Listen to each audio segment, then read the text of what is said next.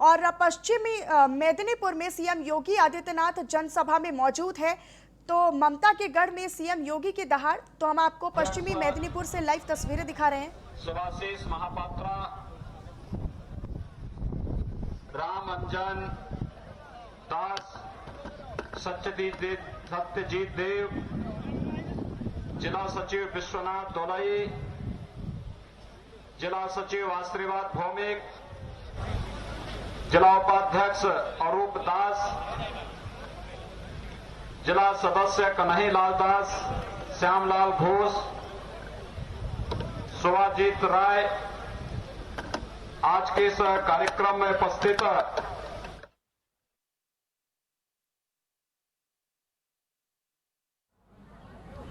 और भारी संख्या में यहां पर उपस्थित भारतीय जनता पार्टी के प्रति शुभेच्छा का भाव रखने वाले पश्चिमी मेदिनीपुर से जुड़े हुए सभी उपस्थित भाइयों बहनों, मैं भगवान श्री राम और भगवान श्री कृष्ण की पावन धरती से परमहंस राम कृष्ण की इस पावन धरती पर आपके बीच में उपस्थित हुआ हूं। मैं सबसे पहले आप सभी का हृदय से अभिनंदन करते हुए इस धरती को कोटि कोटि नमन करता हूं।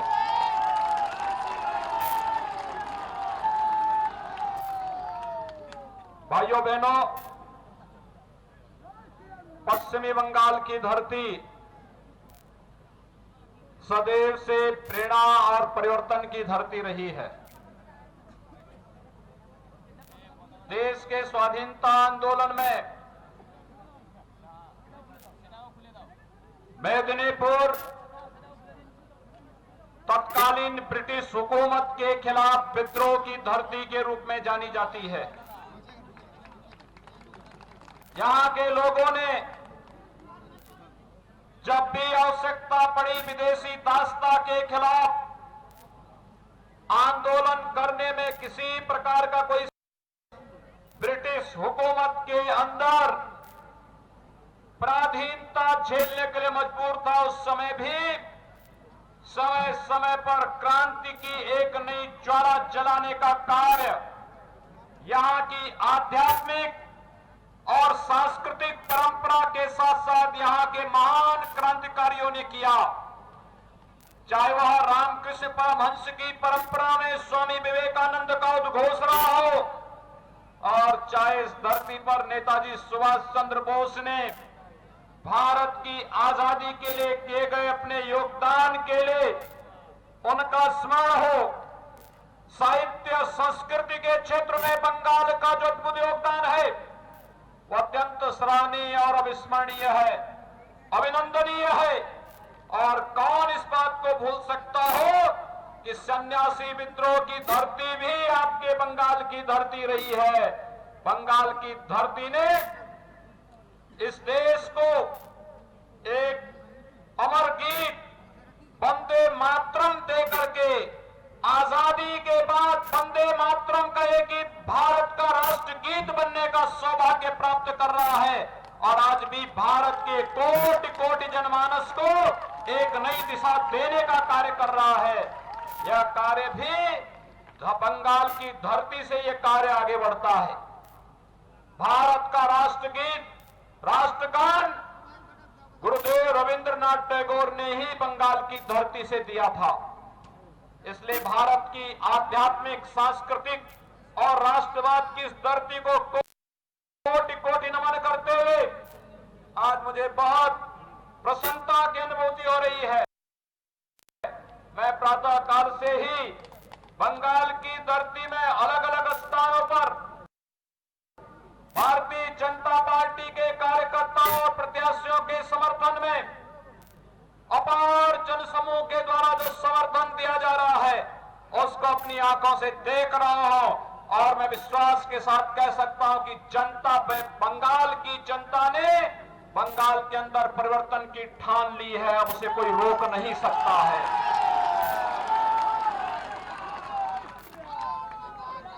मुझे आश्चर्य होता है बंगाल के अंदर, बंगाल की टीएमसी सरकार ने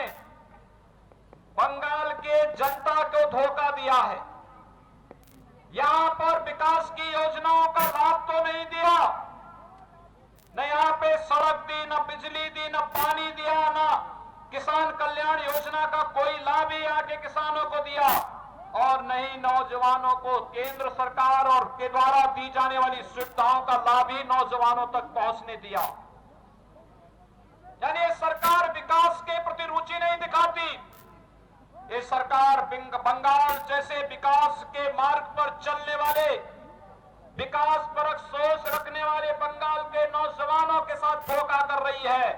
इंफ्रास्ट्रक्चर में भी बंगाल की टीएमसी की सरकार ने बंगाल को पीछे धकेलने का काम किया है। लेकिन भाइयों बहनों, मैं आज आपसे कहने के लिए आया हूं, लोक कल्याण के कार्यों को लागू कराने में भले ही टीएमसी की सरकार विफल रही हो, टीएमसी की सरकार इंफ्रास्ट्रक्चर को डेवलप करने में विफल रही है। टीएमसी की सरकार के समय में इस सरकार ने दो कार्यों के लिए बंगाल को बदनाम किया है, एक भ्रष्टाचार के कारण और दूसरा अराजकता के कारण। भाइयों बहनों, आज मैं आपसे कहना चाहता हूं, आखिर मर्यादा पुरुषोत्तम भगवान श्री राम जो भारत के कोटि कोटि नागरिकों की आस्था के प्रतीक हैं, मर्यादा पुरुषोत्तम भगवान श्री राम का उद्घोष करने पर यहां की सरकार को, टीएमसी के लोगों को आखिर आपत्ति क्यों? ये पूछा जाना चाहिए कि आखिर जय श्री राम का उद्घोष करने पर यहां की सरकार को सहज स्थिति क्यों पैदा होती है। लेकिन मैं कह सकता हूं, राम का विरोध जिसने भी किया वह जनता के द्वारा हमेशा उसको मुंहतोड़ जवाब दिया गया। और बंगाल की जनता, जब मैं यहां पर उपस्थित हुआ था, यद्यपि मैं 1 घंटे पहले आ गया था, लेकिन मैं देख रहा था जो लोग मौजूद थे अभिवादन में एक ही बात कह रहे थे, और वह कह रहे थे जय श्री राम का। मैं पुरुलिया में गया सुबह, पुरुलिया में भी ऐसी विशाल सभा लगी थी, वहां पर भी हर एक जवान से एक ही आवाज निकलती थी, और आवाज निकलती थी जय श्री राम की। जय श्री राम की आवाज निकलती थी। मैं इसके बाद अन्य सभाओं में गया, वहां पर भी हर नागरिक के मुंह से एक ही आवाज थी, और वह थी जय श्री राम की। भाइयों बहनों, राम भारत का अभिवादन है, भारत का संस्कार है, भारत की संस्कृति है, भारत की परंपरा है। हमारे श्वास श्वास में राम बसे हैं, कोई राम से हमें अलग नहीं कर सकता है, और अगर कोई करने का प्रयास करेगा तो उसको जनता स्वयं मुंहतोड़ जवाब देने का कार्य करेगी। यही गलती उत्तर प्रदेश के अंदर भी एक सरकार ने किया था। आज उसके हाल उत्तर प्रदेश में आप देख सकते हैं। लेकिन हम सबके लिए गौरव की बात है, भारतीय जनता पार्टी जो कहती है वह करके दिखाती है।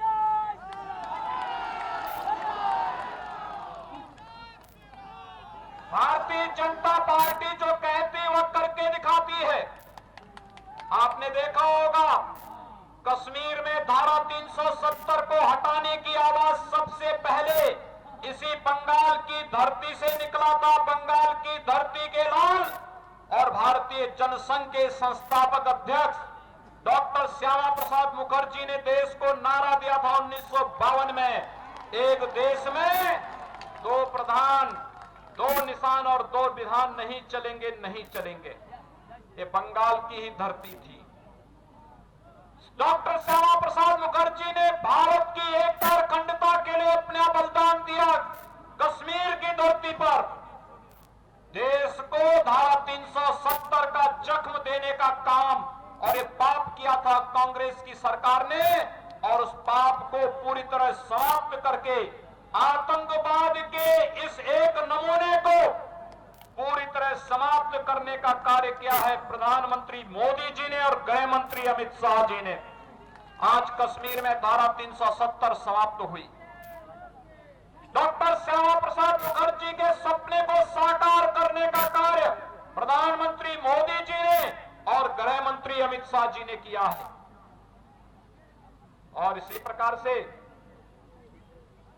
भारतीय जनता पार्टी का ही नहीं बल्कि भारत का हर आस्थावान व्यक्ति एक ही नारा लगाता था, और वो नारा लगाता था कि रामलला हम आएंगे, मंदिर वहीं बनाएंगे। मंदिर बनाने के लिए अयोध्या में राम भक्तों का हुजूम उमड़ पड़ता था, और उस सपने को भी साकार किया है। परिश्रम करना पड़ा है, मेहनत करनी पड़ी है, लेकिन आज अयोध्या में भगवान राम के भव्य मंदिर के निर्माण का कार्य प्रारंभ हो चुका है। और मैं आप सभी मेदिनीपुर के सभी भाइयों और बहनों का आह्वान करूंगा, अयोध्या में अगले 3-3.5 वर्षों के अंदर भगवान राम का भव्य मंदिर बनेगा, और फिर अयोध्या में भगवान राम के भव्य मंदिर में उनका दर्शन करने के लिए आप पधारिए। आप सबका अभिनंदन होगा, उत्तर प्रदेश की धरती आपका अभिनंदन करेगी। मैं पूछना चाहता हूं, क्या अयोध्या में मंदिर के निर्माण का कार्य जिस युद्ध स्तर पर प्रारंभ हुआ है, क्या ये कांग्रेस के रहते हुए हो सकता था क्या? और क्या टीएमसी के रहते हुए हो सकता है?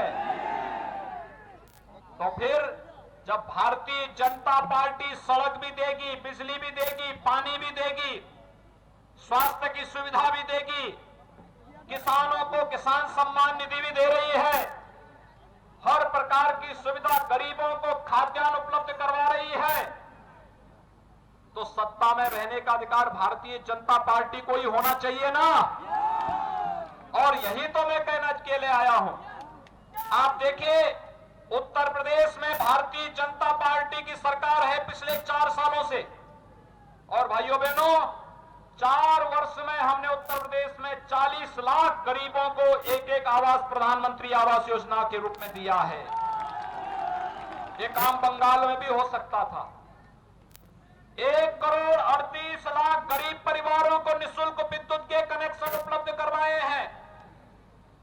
6 करोड़ गरीब लोगों को स्वास्थ्य बीमा का, आयुष्मान भारत का कार्ड उपलब्ध करवाने का कार्य किया है, और 2,42,00,000 किसान परिवारों को प्रधानमंत्री किसान सम्मान निधि दी है, जिसमें 6,000 रुपए सालाना उन किसान परिवारों को स्वतः ही डीबीटी के माध्यम से इनके अकाउंट में पैसा आता है। यह काम बंगाल में भी हो सकता था। मेदिनीपुर और आसपास का क्षेत्र तो धान उत्पादन का केंद्र बिंदु है, लेकिन सरकार की, बंगाल की टीएमसी सरकार की कोई किसान समर्थक नीति न होने के कारण यहां का किसान जिस रूप में मुनाफा कमाना चाहिए था नहीं कमा पा रहा है, और वह निरंतर उसकी आर्थिक स्थिति खराब होती जा रही है। मैं आज आप सबका आह्वान करने के लिए आया हूं। भाइयों बहनों, मोदी जी ने देश के अंदर विकास की एक सोच दी। मोदी जी ने देश को, देश की सुरक्षा और संप्रभुता की रक्षा कैसे होनी चाहिए इसकी सोच दी। मोदी जी ने देश के अंदर इंफ्रास्ट्रक्चर डेवलपमेंट के माध्यम से रोजगार की संभावनाओं को कैसे बढ़ाना है, इसकी सोच मोदी जी ने देश को दी, और वैश्विक मंच पर भारत की प्रतिष्ठा बढ़ा करके भारत के 135 करोड़ नागरिकों का सम्मान वैश्विक मंच पर कैसे होना चाहिए, यह सोच भी भारत की जनता का वैश्विक मंच पर सम्मान देने का कार्य भी मोदी जी ने दिया है। और भाइयों बहनों, जब केंद्र और प्रदेश में एक विचारधारा की सरकार और एक पार्टी की सरकार होती है, तो उसका लाभ भी उसी प्रकार से प्राप्त होता है, और यह उसी प्रकार से प्राप्त होने की श्रृंखला में ही आपका आह्वान करने के लिए आया हूं। जैसे उत्तर प्रदेश डबल इंजन की सरकार की तरह काम कर रही है, उत्तर प्रदेश में भारतीय जनता पार्टी की सरकार और दिल्ली में भारतीय जनता पार्टी की सरकार दोनों मिलकर गांव के लिए, गरीब के लिए, किसान के लिए, नौजवान के लिए, महिलाओं के लिए कार्य कर रही हैं, और विकास को तेजी के साथ आगे बढ़ाने का कार्य कर रही हैं। उसी प्रकार का कार्य बंगाल में हो सकता है, और इसीलिए हम सब आपके पास आए हैं। भारतीय जनता पार्टी की सरकार बंगाल के अंदर भी बननी चाहिए।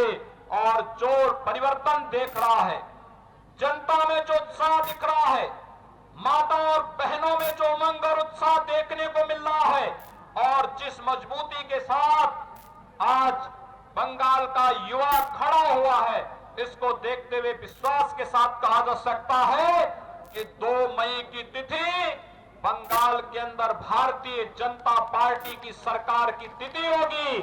और जब भारतीय जनता पार्टी की सरकार आएगी तो विश्वास के साथ कह सकते हैं, जिन लोगों ने भारतीय जनता पार्टी के कार्यकर्ताओं को निशाना बना करके हमले किए हैं, कानून उनके लिए अपना काम 2 मई के बाद करना प्रारंभ कर देगा।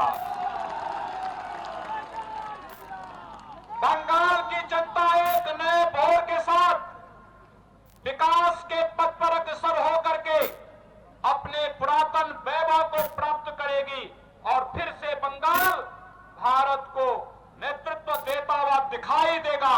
और ये परिवर्तन के इस आहट में मैं मेदिनीपुर से जुड़े हुए आप सभी नागरिकों का आह्वान करूंगा, क्या आप भारतीय जनता पार्टी के सभी समर्थन में हैं?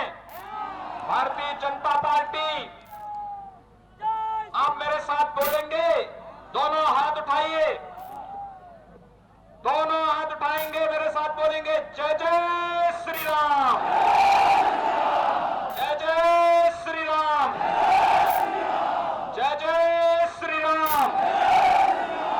मैं आप सबका आह्वान करूंगा, भारतीय जनता पार्टी के प्रत्याशी श्री राम प्रसाद गिरी जी को कमल छाप पर भारी बहुमत से विजयी बनाने की अपील आप सबसे करते हुए वाणी को देता हूं विराम।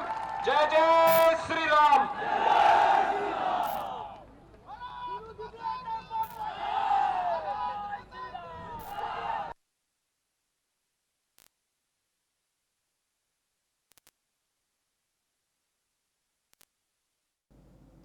तो बंगाल के पश्चिम मेदिनीपुर से सीएम योगी आदित्यनाथ को आपने सुना, जहां पर वो अपनी जनसभा और रैली को संबोधित कर रहे थे। आपको बता दें कि यहां के लोगों ने क्रांति की ज्वाला जलाई है, ऐसा सीएम योगी आदित्यनाथ ने इस रैली को संबोधित करते हुए कहा। और भारत का राष्ट्रगान तो सीएम योगी आदित्यनाथ संबोधित कर रहे थे। बंगाल की जनता ने परिवर्तन की ठान ली है, ऐसा कहना है सीएम योगी आदित्यनाथ का।